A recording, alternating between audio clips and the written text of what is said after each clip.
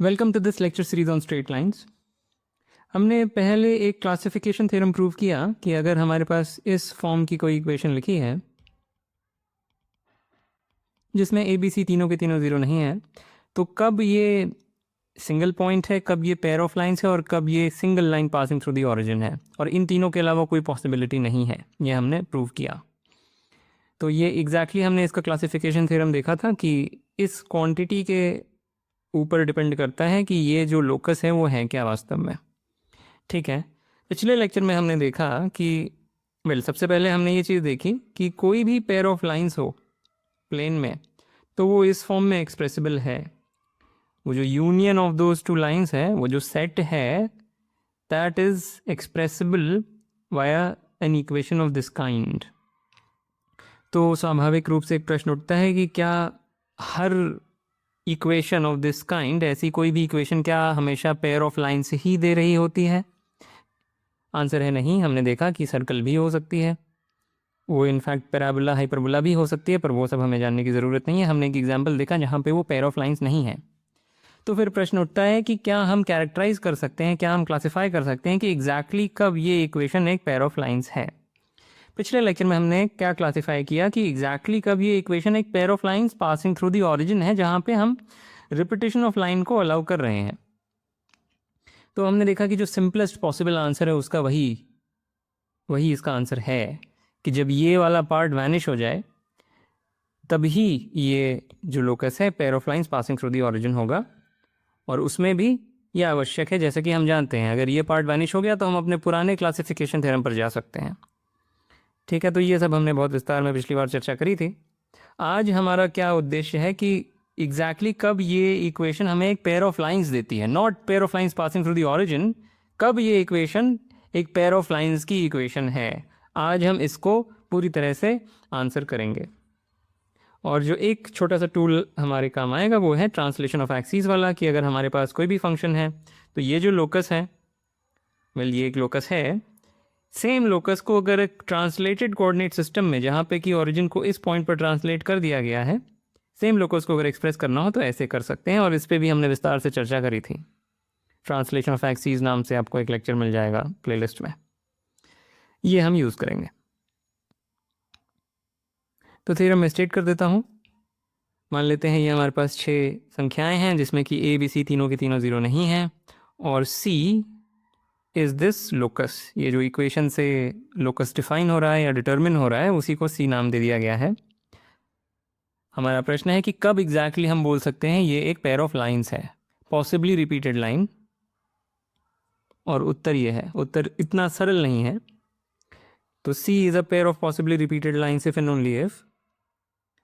ये तो ठीक है, इसको एक बार साइड में रखें। इंपॉर्टेंट बात है कि ये संख्या ज़ीरो है। अब ये संख्या है क्या? ये संख्या है, मैं लिख देता हूँ इसका मतलब क्या है। इसको एक शॉर्ट हैंड की तरह समझें। अगर आपको डिटर्मिनेंट्स पता है तो आप जानते हैं ये क्या है, नहीं तो this is just a short hand for the following.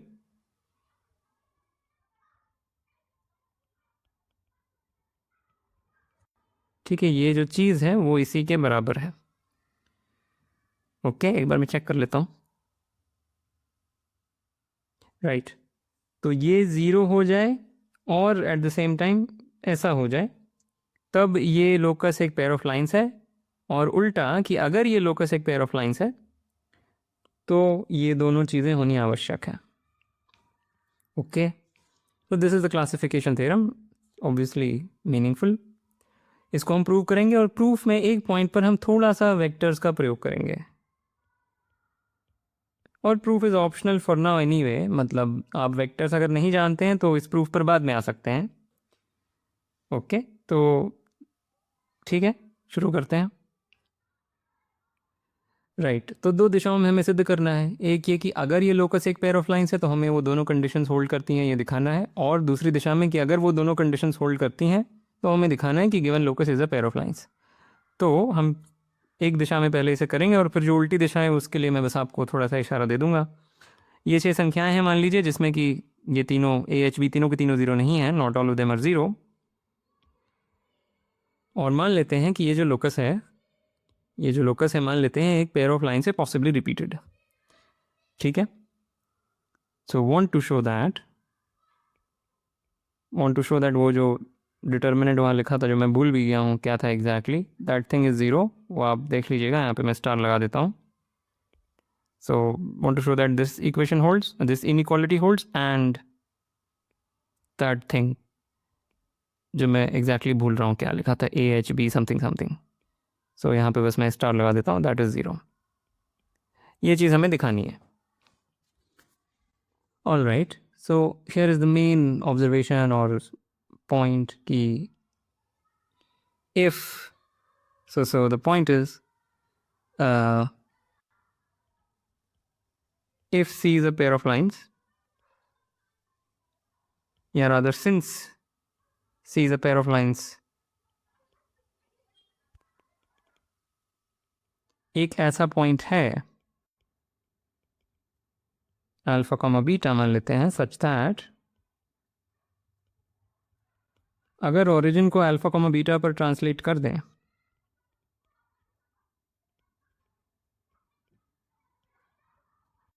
तो जो C की इक्वेशन होगी, well then C will look like so then C is a pair of lines passing through the origin,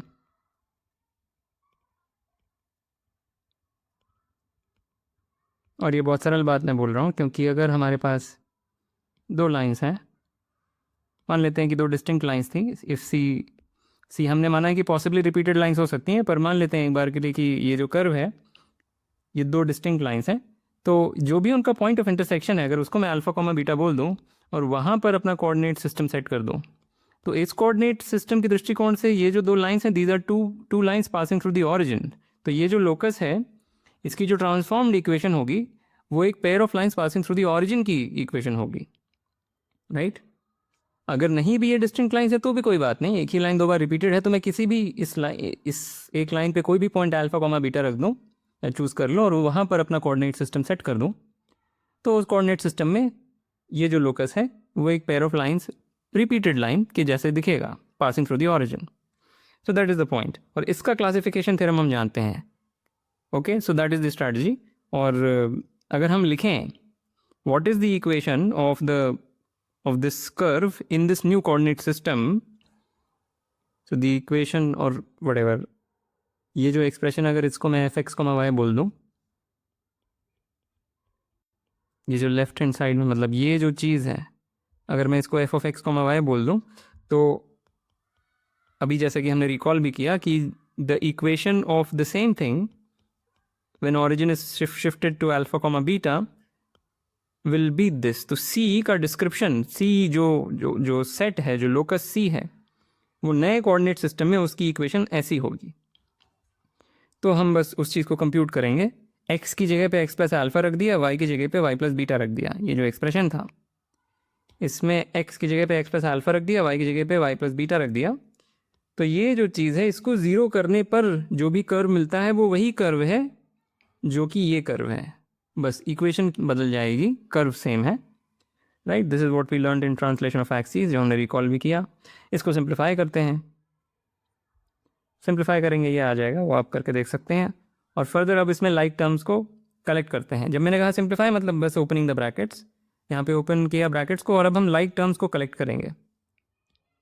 तो लाइक टर्म्स को collect करेंगे तो this is जो 2 degree part है, जैसे कि X square, X Y square, these are sort of the degree 2 parts. फिर this is the coefficient of X, this is the coefficient of Y, and this whole thing is the constant term. ठीक है, तो this is just computation. All right, और therefore ये जो equation आएगी, जो curve C की equation in this new system will be the following, right. वो जो पिछले स्लाइड में हमने देखा, degree 2 part, coefficient of X times X, coefficient of Y times Y, और द कांस्टेंट टर्म इज 0. पर पॉइंट है कि ये जो कांस्टेंट टर्म है इसको हम थोड़ा बेहतर तरीके से लिख सकते हैं, और वो ये है, इतना पार्ट तो वैसा का वैसा ही है, ये भी वैसा का वैसा ही है, ये भी वैसा का वैसा ही है, पर जो बचा हुआ है, जो ये हिस्सा है, उसको हम ऐसे लिख सकते हैं. ये गौर करने वाली बात है. और ये ऐसे क्यों लिखा गया, क्योंकि ये इससे मैच कर रहा है और ये इससे मैच कर रहा है. This is a kind of a nice observation. बाकी सारा जो प्रूफ के सारे स्टेप्स थे बहुत सरल थे, this is a nice observation. ठीक है, अब हमें पता है कि ये जो भी इक्वेशन है सबसे पहले तो इस फॉर्म की है, it is of the form A x square plus 2hxy plus 2fx plus 2gy plus c is 0।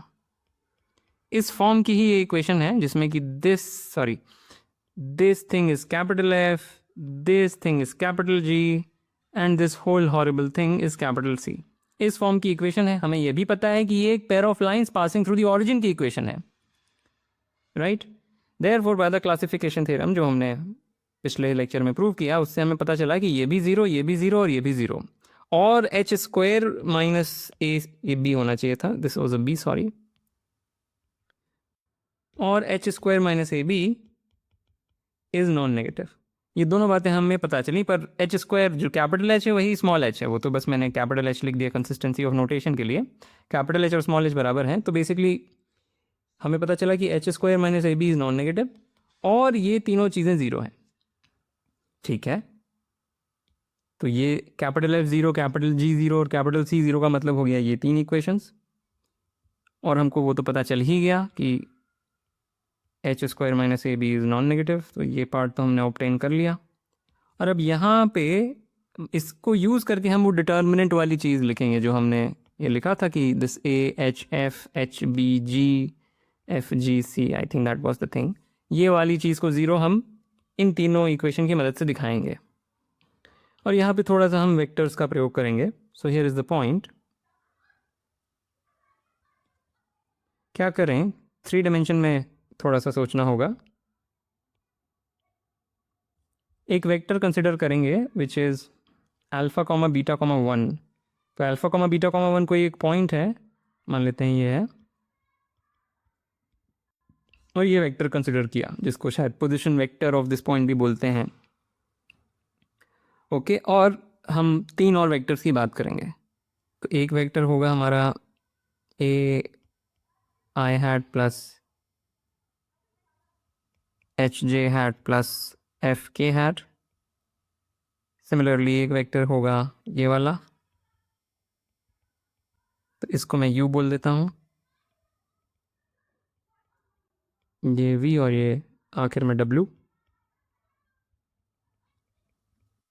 Right. और ये वाला जो सफ़ेद रंग का जो वेक्टर है यहाँ पे, this is of course alpha I hat plus beta J hat